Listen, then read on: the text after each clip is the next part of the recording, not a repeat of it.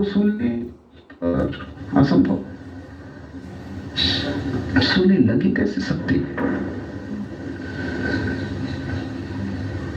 लेकिन अगर ईसाई को पूछो तो ईसाई कहता है कि तुम्हारे महावीर, तुम्हारे बुद्ध, तुम्हारे राम कृष्ण कुछ भी नहीं। जीसस का क्या मुकाबला, जिसने लोगों को मुक्त करने के लिए अपना जीवन दिया, जिसने सारा जगत पाप से मुक्त हो सके इसलिए सूली भोगी। तुम्हारे महावीर बुद्ध सब स्वार्थी हैं, अपने अपने ध्यान में लगे हैं, जगत की उनको कोई चिंता नहीं, अपनी आत्मा मुक्त हो जाए इसकी चिंता है। जीसस ने सब कैसे मुक्त हो सके इसकी चिंता की। ये अवतारी पुरुष है, ये ईश्वर का बेटा है। बाकी तो सब छोटे छोटे स्वार्थी हैं। कैसे तय करोगे कौन गुरु है?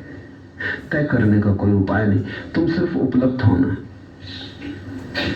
अगर तुम उपलब्ध रहे तो तुम अचानक किसी दिन पाओगे किसी व्यक्ति के निकट श्रद्धा का जन्म हुआ, एक फूल खिला तुम्हारे भीतर जो अतर्क है, जिसको तुम सिद्ध न कर सकोगे, जिसको तुम सिद्ध करने जाओगे तो हारोगे, जिसको तुम किसी को समझाना चाहोगे तो मुसीबत में पड़ोगे।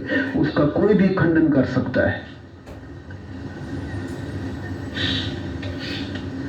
गुरु श्रद्धा के बिना घटता ही नहीं, क्योंकि श्रद्धा की आंख से ही देखा जा सकता है। और गुरु और शिष्य के बीच जो संबंध है वो विचार का नहीं है, वो श्रद्धा का है, वो प्रेम का है, वो अत्यंत आत्मीय संबंध है। उससे बड़ा आत्मीय कोई संबंध जगत में नहीं। पति पत्नी का संबंध भी आत्मीय नहीं है, बाप बेटे का संबंध भी आत्मीय नहीं है, भाई भाई का संबंध भी आत्मीय नहीं है, फासले हैं।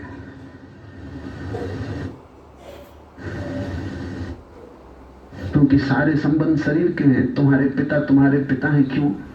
क्योंकि उनके शरीर से तुम पैदा हुए हो, और क्या संबंध है? तुम्हारी माँ है, क्यों? क्योंकि उस शरीर से तुम पैदा हुए हो। ये संबंध सब शारीरिक है।